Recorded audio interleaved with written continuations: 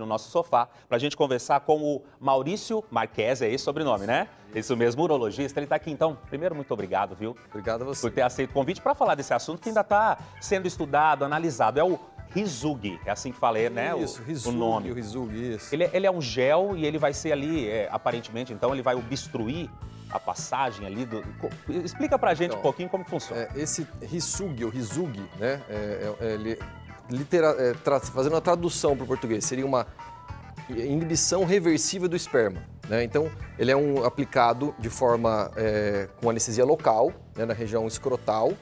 Você faz uma primeira anestesia local e aplica esse gel, que é um líquido, que ele vai fazer por duas formas de combater a contracepção. Uma é uma barreira física, tá? Que ele impede a passagem do espermatozoide pelo ducto deferente, que é um canalzinho que a gente está mostrando isso, ali, né? A gente colocou então a imagem esse até para por onde trafega o espermatozoide, então. né? Então você introduz ali e faz uma barreira semipermeável, né? Então é uma barreira física que impede que o espermatozoide passe por ali e chegue no sêmen, né? Então o paciente continua tendo a ejaculação, o sêmen, mas não tem espermatozoide, ele fica com azoospermia. É o que a gente consegue ver então ali na 4, né? No número 4 ali. Então ele faz essa barreira e não permite então a passagem. Isso, é uma barreira física e química, porque tem uma substância também que aumenta a acidez do local e altera a membrana plasmática dos espermatozoides. Então, se chegar um pouquinho de espermatozoide, ele não vai ter a capacidade de fecundar o óvulo, tá? Então, a maioria dos pacientes não tem nenhum espermatozoide mais, mas se porventura algum chegue, ele estará de forma diminuição da eficácia dele por conta dessa barreira química que produz também e destrói a membrana celular dele. É que eu já vou te perguntar em relação então à fertilidade, porque em 2018, né, o teste clínico aí dessa fase 3, que a gente comentou, foi com 315 pessoas, 315 homens, e revelou eficácia de 99,02% dos casos. Então, sem qualquer ali distúrbios hormonais, enfim, tudo isso, né? Mas e nessa questão, então, você falou que o que passar não vai ser efetivo. Então, qual que é essa questão mesmo com a fertilidade? Assim, a taxa de sucesso, você falou de 99%, é ótima, né? É compatível até com a cirurgia tradicional de vasectomia, né? Que faz a vasectomia tradicional? Você retira um segmento desse ducto deferente, como se fosse destruir uma ponte.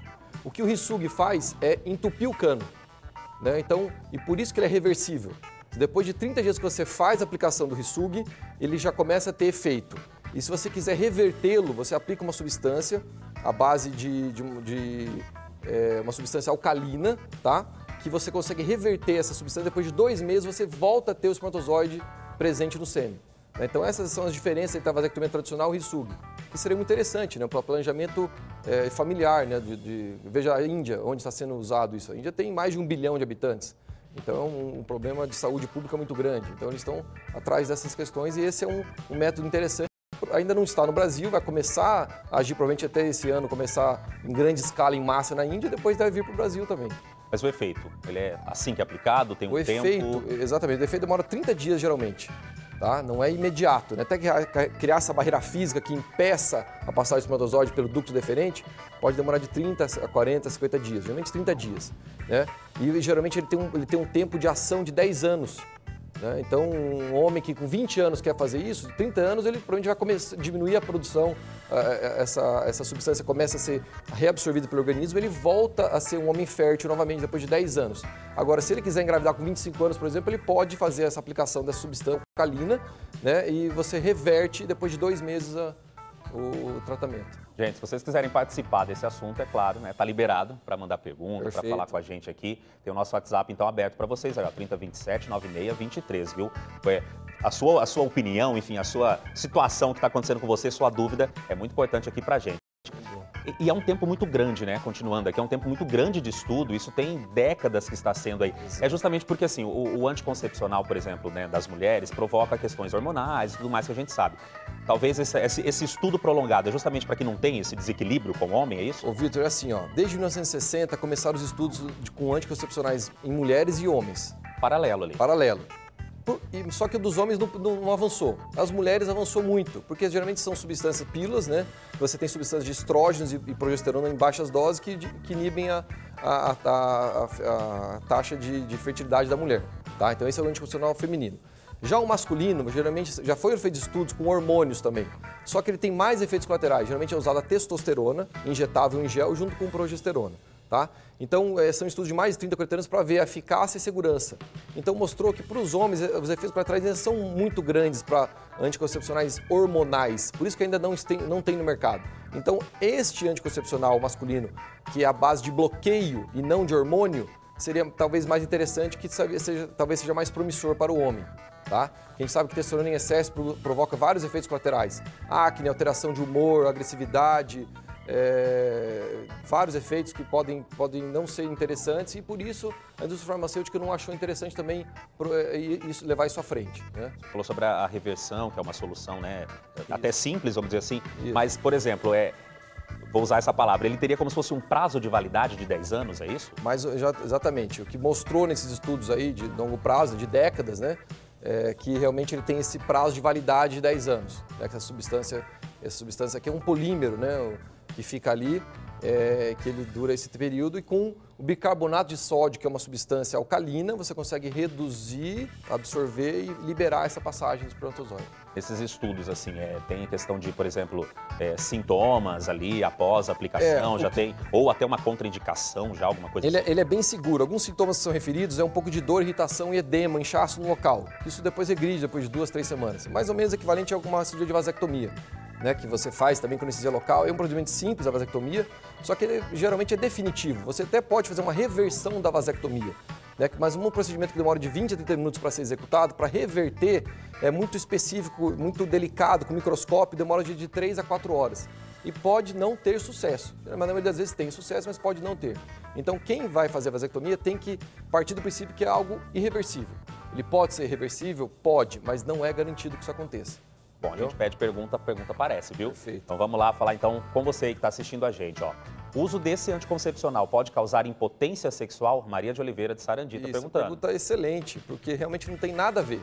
Ou tem essa confusão, não tem? Tem essa confusão e tem a confusão também que vai causar, vai engordar, vai perder a potência, vai ficar impotente. Isso não existe, tá?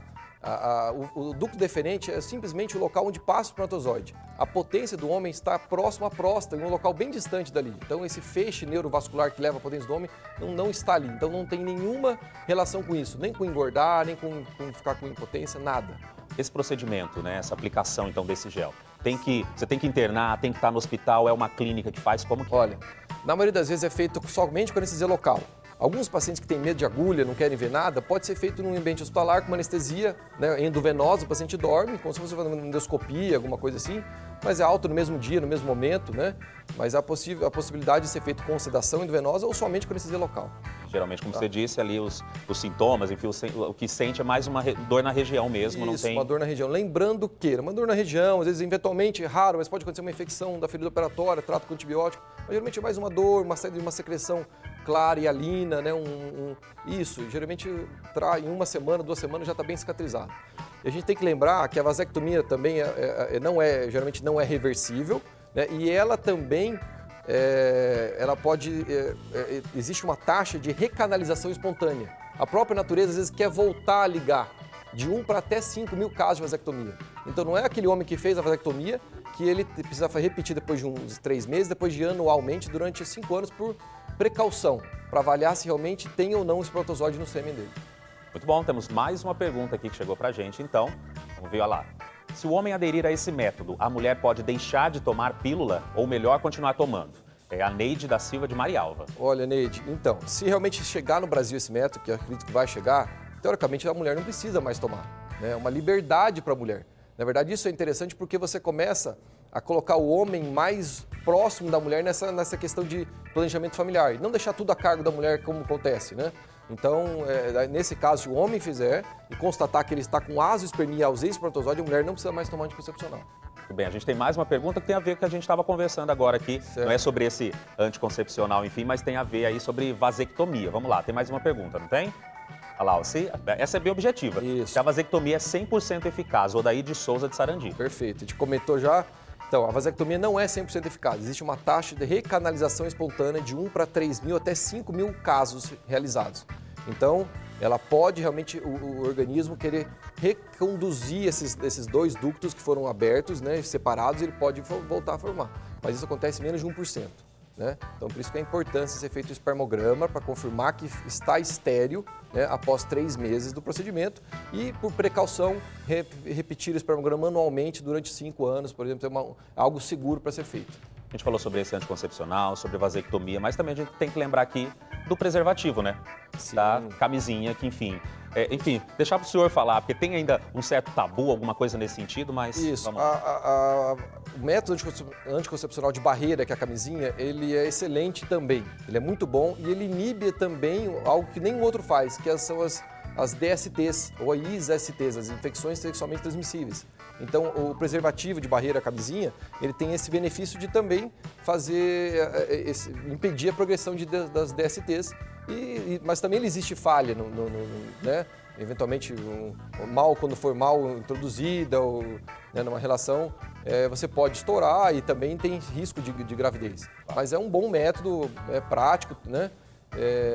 Mais um método anticoncepcional que pode auxiliar o homem e a mulher. Vamos lá para mais pergunta, então? A galera está participando aqui com a gente. Vamos lá, Solange. Esse anticoncepcional é acessível financeiramente a qualquer pessoa? Como que está essa fase aí também? Então, como ainda não está disponível no mercado, né? Eu estive lendo agora, também nos Estados Unidos tem o Vasalgel, que é um parecido com o Risug, feito na Índia, que lá também está em fase de teste, provavelmente vai começar nos próximos meses ou anos, que em torno de 400, 500 dólares lá. Não sei quando vai vir para cá, mais imposto, enfim. Provavelmente isso com o tempo vai barateando também, né? Quebra a patente.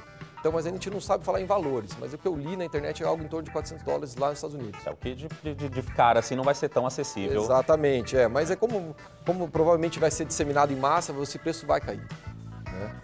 Muito obrigado, viu, pela participação aqui. Aprendemos muito. Agradeço aí todas as perguntas que chegaram pra gente. É sempre muito bom esclarecer. Quando eu convidei o doutor, ele falou assim, mas rapaz, isso tá ainda em andamento. Como que a gente vai... Mas olha só que aula já, viu? Muito obrigado. Obrigado a você.